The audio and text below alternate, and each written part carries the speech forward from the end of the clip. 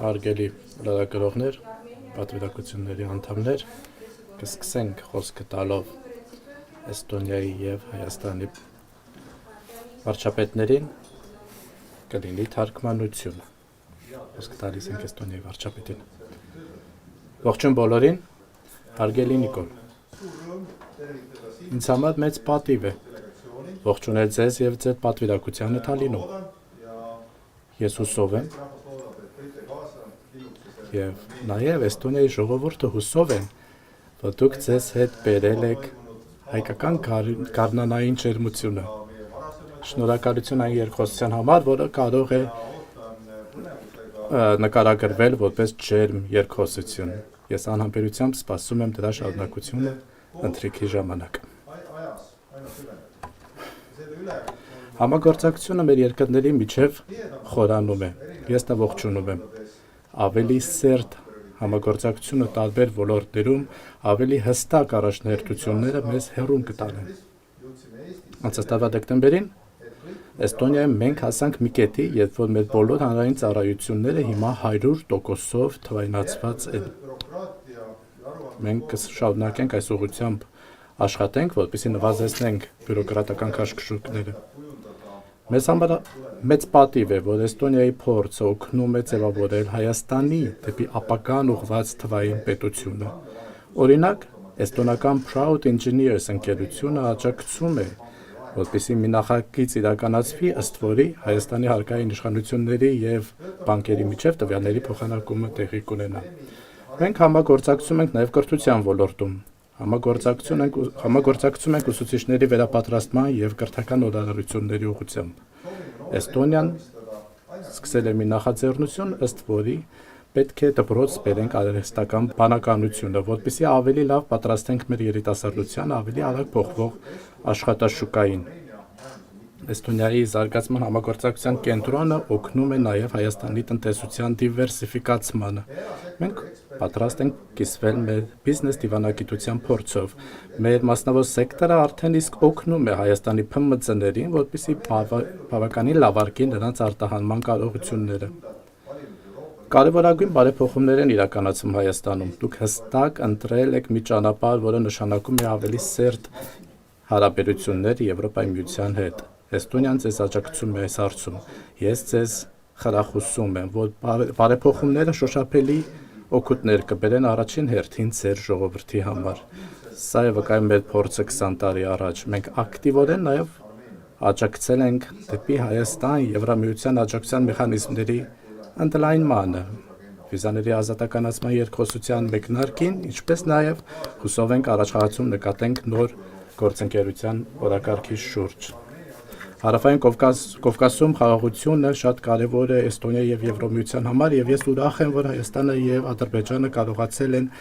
խաղաղության պայմանագրի տեքստը համաձայնեցնել, և այդ հարցում, պարոն վարչապետ, ձեր մասնակցությունը շատ կարևոր է եղել։ Հուսով եմ, որ շուտով պայմանագիրը կստորագրվի։ Եվ վերջում մենք բոլորս պետք է ջանանք էլ ավելի աջակցենք Ուկրաինային, որովհետև Ռուսաստանի կործանարար հարձակումները ցույց են տալիս, որ մենք պետք է ավելի լավ, ավելի վճռական աջակցենք Ուկրաինային և Ուկրաինայի տարածքային ամբողջականությանը։ Շնորհակալություն։ Շնորհակալ եմ շատ։ Հարգելի պարոն վարչապետ, սիրելի Քրիստիան, իմ և իմ գլխավորած պատվիրակության համար մեծ պատիվ է այսօր գտնվել Տալինում, նոր զարկ տալու մեր երկրների միջև հարաբերություններում։ Մեծապես կարևորում եմ Էստոնիայի Հանրապետության հետ համամարտկային և ժողովրդավարական արժեքների վրա հիմնված հարաբերությունների շարունակական զարգացումը և բարձր եմ գնահատում Հայաստանի Հանրապետությունում իրականացվող ժողովրդավարական բարեփոխումներին Էստոնիայի Հանրապետության կառավարության կողմից ցուցաբերվող շարունակական աջակցությունը, ինչի մասին դուք նույնպես նշեցիք։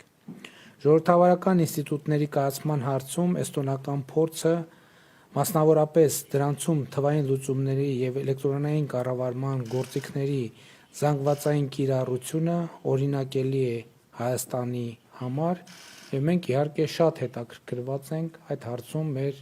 հետագա համագործակցությունը խորացնելու առումով։ Վերջին տարիներին բարձրաստիճան փոխհայցությունները նոր որակի են բարձրացրել մեր երկու բարեկամ երկրների միջև քաղաքական երկխոսությունը։ Թույլ տվեք վստահություն հայտնել, որ համատեղ ջանքերի միջոցով կարող ենք ել ավելի խորացնել առկա փոխգործակցությունը։ Ուրախ եմ, որ այսօր հնարավորություն ունեցանք արդյունավետ քննարկումներ ծավալել ամենատարբեր բնագավառներում Հայաստան-Էստոնիա ներկայիս համագործակցությանն առնչվող հարցերի շուրջ, ինչպես նաև նախանշել փոխգործակցության հեռանկարային այլ ուղղություններ։ Մեզ համար առանձնահատուկ հետաքրքրություն է ներկայացնում համագործակցության խորացումը կրթության, գիտության, տեղեկատվական եւ նորարարական տեխնոլոգիաների բնագավառում։ Վստահ եմ, որ այցի ընթացքում ձեռք բերված պայմանավորվածությունները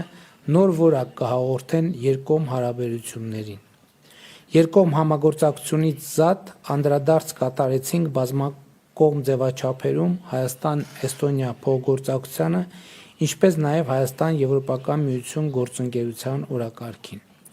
Էստոնացի գործընկերոջս ներկայացրեցի Հայաստան-ԵՄ օրակարգի վերջին զարգացումները,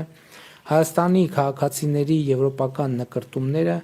ակնկալելով պաշտոնական Տալինի քաղաքական աջակցությունը դեպի Եվրամիություն տանող բարդ եւ երկարատև ճանապարհին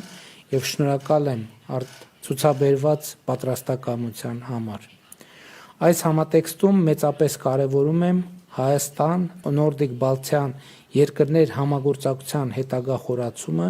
եւ լիահույս եմ, որ ձևաչափի շրջանակներում համագործակցությունը կլինի արդյունավետ Հայաստանում ընթացող ժողովրդավարական բարեփոխումների եւ եվրաինտեգրման գործընթացի համատեքստում։ Վստահ եմ, որ այս ձևաչափի մասնակից երկրների եւ Հայաստանի փոխգործակցությունը կկրի շարունակական բնույթ։ Իհարկե, մենք այսօր Էստոնիայի վարչապետի եւ ընդլայնված կազմով քննարկման ժամանակ անդրադարձ ենք կատարել աշխարհաքաղաքական եւ տարածաշրջանային վերջին զարգացումներին։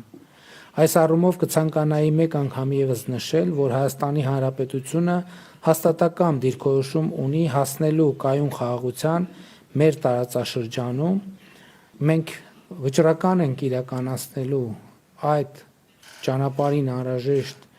մեր բաժին քայլերը, կրել մեր բաժին պատասխանատվությունը եւ առկա խնդիրները հարևանների հետ լուծել կառուցողական երկխոսության եւ բանակցությունների միջոցով։ Այս համատեքստում ներկայացրել եմ Հարավային Կովկասում խաղաղության գործընթացի հետ կապված վերջին զարգացումները եւ մեր ակնկալիքը առ այն, որ Հայաստանի խաղաղության օրակարգը ի վերջո շոշափելի արդյունք կտա։ Շնորհակալություն եմ հայտնել գործընկերոջս Էստոնիայի կողմից Հայաստանի եւ Ադրբեջանի միջև խաղաղության ու միջպետական հարաբերությունների հաստատման մասին համաձայնագրի տեքստի վերջնական փոխհամաձայնեցումը ողջունելու համար եւ վերահաստատել եմ իմ պատրաստակամությունը ստորագրելու արդեն իսկ համաձայնեցված տեքստը, նշելով նաեւ, որ հնարավոր եմ համարում խաղաղության համաձայնագրի հետ միաժամանակ Ադրբեջանի հետ ստորագրել ԵԱՀԿ Մինսկի կոնֆերանսի կառույցների լուծարման համատեղ հայտը։ Հարգելի ներկաներ, մեծարգո պարոն վարչապետ, ամփոփելով թույլ տվեք եւս մեկ անգամ շնորհակալություն հայտնել կայացած կարևոր զրույցների, ինչպես նաեւ մեր պատվիրակությանը ցուցաբերած ջերմ ընդունելության համար։ Սիրով կսպասեմ մեր հաջորդ հանդիպմանը, որը հույս ունեմ տեղի կունենա Հայաստանի մայրաքաղաք Երևանում։ Առաջին հարցը էստոնական լրատվամիջոցից։ Հետևյալն է իմ հարցը, ուղղված է պարոն Փաշինյանին։ Տարիներ առաջ մարդիկ փողոց էին դուրս եկել Երևանում։ Հեղափոխություն, որը ձեզ իշխանության բերեց։ Ես նույնպես այդ ժամանակ այնտեղ էի, փողոցում էի։ Մենք իրականում հակիրճ հանդիպեցինք եւ հարցազրույց անցկացրեցինք։ Այսօր իրավիճակը այնպիսին է, որ Լեռնային Ղարաբաղը այլևս Հայաստանի վերահսկողության ներքո չէ, բայց դուք շարունակում եք մնալ վարչապետ, դա տպավորիչ է։ Միևնույն ժամանակ դուք երբ որ շփվում եք Մոսկվայի հետ, այլևս ստիպված չեք զգուշավոր լինել ձեր բառերի ընտրության մեջ։ Արդյոք դուք պատրաստ եք միանգամայն դուրս գաք Ռուսաստանի ազդեցության գոտուց եւ ինչպես եք տեսնում ապագայում ձեր հարաբերությունները Ռուսաստանի հետ։ Շնորհակալ եմ հարցի համար։ Ես կարծում եմ, որ ընդհանրապես միջազգային հարաբերություններում, ցանկացած հարաբերություններում եւ դիվանագիտության մեջ միշտ ճիշտ է ընտրել բառերը, որովհետեւ ցանկացած հարաբերություն կփչանա, եթե բառերի ընտրության մեջ ուշադիր չլինենք։ Եվ ինչ վերաբերվում է մեր հարաբերություններին Ռուսաստանի Դաշնության հետ, մեր հարաբերությունները հիմնվում են եւ պիտի հիմնվեն փոխադարձ հետաքրքրությունների վրա եւ եթե տեղյակ եք, որդեգրել ենք բալանսավորված եւ բալանսավորման արտաքին քաղաքականություն, ինչը նշանակում է, որ մենք մեր արտաքին քաղաքականությունը չենք պատկերացնում եւ չենք կառուցում մի ուղղությամբ եւ մենք փորձում ենք գտնել եւ կառուցել ճիշտ բալանսներ մեր արտաքին քաղաքականության մեջ եւ դրա արտահայտություններից մեկը նաեւ Հայաստանի Հանրապետությունում վերջերս ընդունված օրենքներ Հայաստանի Հանրապետության Եվրամիությանը անդամակցելու գործընթացի մեկնարկը տալու վերաբերյալ եւ ես ուզում եմ ասել, որ նաեւ վարչապետի հետ քննարկումների ժամանակ ես ընդգծեցի, որ այդ օրենքը մենք դիտարկում ենք նաեւ որպես լրացուցիչ խթան մեր ժողովրդավարական բարեփոխումների համար, որովհետեւ մենք այսպես թե այնպես ժողովրդավարական բարեփոխումների քաղաքականություն ենք վարում, ոչ թե քաղաքականություն, այդ ռազմավարություն, եւ շատ կարեւոր է, որ այդ ռազմավարության մեջ մենք ունենանք լրացուցիչ խթաններ եւ այդ օրենքը այդ լրացուցիչ խթաններից մեկն է, բայց մյուս կողմից ես ուզում եմ շատ հստակ լինել, որովհետեւ երբեմն նաեւ Հայաստանում արվում են մեկնաբանություններ, որոնք ճիշտ չեն արտահայտում իմ կարծիքով իրականությունը, մենք ամենևին էլ Ռուսաստանի հետ մեր հարաբերությունները լարելու, խզելու, փչացնելու մտադրություն չունենք, մենք ուզում ենք, ինչպես եւ տրամաբանական է, ունենալ լավ հարաբերություններ միջազգային բոլոր գործընկերների հետ, ավելին մենք ուզում ենք ունենալ կարգավորել մեր հարաբերությունները մեր տարածաշրջանի երկրների հետ։ Մենք ուզում ենք հարաբերությունները կարգավորել Ադրբեջանի հետ, Թուրքիայի հետ, մենք ուզում ենք ավելի լավացնել հարաբերությունները մեր մյուս հարևանների հետ, Վրաստանի հետ, Իրանի Իսլամական Հանրապետության հետ եւ իհարկե մենք ուզում ենք խորացնել մեր հարաբերությունները Եվրամիության հետ, եթե մենք տեսնենք, թե վերջին տարիներին ինչ զարգացումներ են եղել Հայաստան-Եվրամիություն հարաբերություններում, գուցե թե որոշ ժամանակ առաջ դա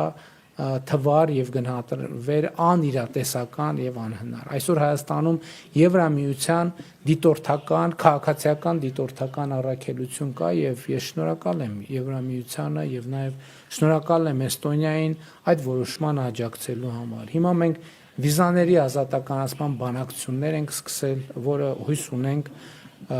տրամաբանական ժամկետներում կհանգի տրամաբանական ավարտի։ Նախորդ տարի Եվրամիությունը որոշում կայացրեց Հայաստանին ներառել եվրոպական խաղաղության գործիքի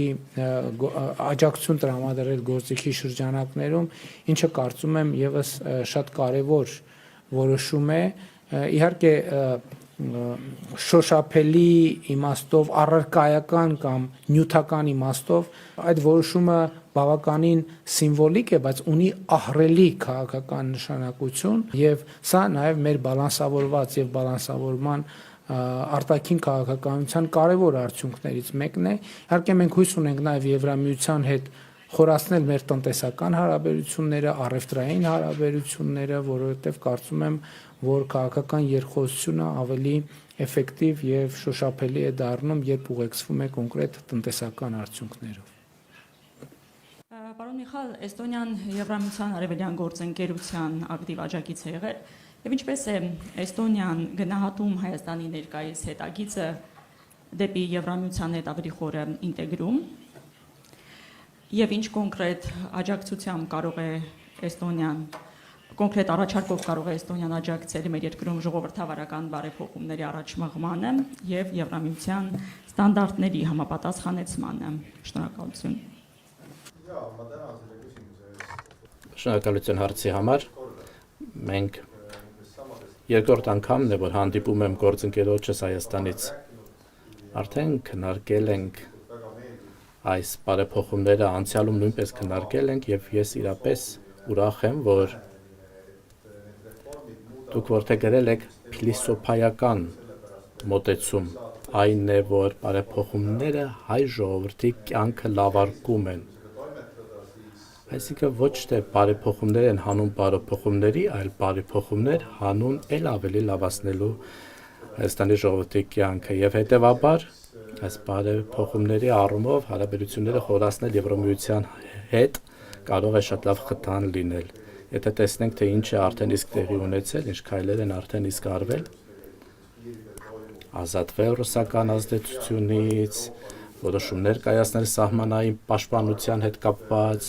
այս գիտակցված ընտրությունը էլ ավելի սերտացնել հարաբերությունները Եվրոպայի հետ, ես կարծում եմ, սրանք սկզբունքային որոշումներ ու ընտրություններ են եւ պարոն վարչապետը նկարագրեց, որ սա նաև շատ տարածված աջակցություն է վայելում հայ ժողովրդի շրջանակներում եւ ինչ կարող է անել Էստոնիան։ Մենք կարող ենք օգնել մեր թվային պետության փորձով։ Հաճախ Էստոնիայում ժողովուրդը անհամբեր են, ուզում են, որ ամեն բան ավելի արագ լինի, համակարգիչները ավելի արագ աշխատեն, բայց մենք թվային ոլորտում էական բարեփոխումներ ենք արել։ Նույնականացման քարտի լուծումներ ենք ներկայացրել, որը մեր պետական կառավարումը ավելի արդյունավետ է դարձել, ավելի թափանցիկ եւ ազնիվ է դարձել, նաեւ շատ հեշտացել է տնտեսության գործառույթները։ Այլևս թղթի վրա ինչ-որ բաներ գրելու եւ լրացնելու կարիք չկա եւ այլն եւ այլն։ Էական բարեփոխումներ են արել նաեւ արդարադատության ոլորտում, ինչպես նաեւ շատ այլ գործընթացներ, որ իրականացել է Էստոնիան։ Էստոնիան իհարկե միացել է Եվրոպայի միությանը եւ հետեւաբար սա հետաքրքիր փորձ եւ պատմություն է։ Հաճախ մենք տեսնում ենք երկրները, տեսնում ենք մարդկանց, ովքեր պարզապես անում են բաներ հանուն պարզապես անելու։ Իսկ Հայաստանի Հանրապետության վարչապետը մեզ պատմեց, ներկայացրեց, որ բարեփոխումների նպատակն է լավարկել մարդկանց կյանքի որակը։ Ես շատ էապես աջակցում եմ այս մոտեցմանը։ Այս մոտեցմանն եմ աջակցում, այս գործընթացներին եմ աջակցում։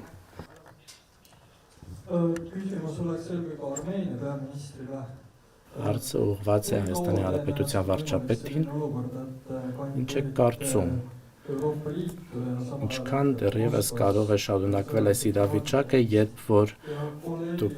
դիմում եք, որպեսզի միանաք Եվրոպայի միությանը, բայց նաև հաճախում եք Մոսկվայում անցկացվող շքերթներին։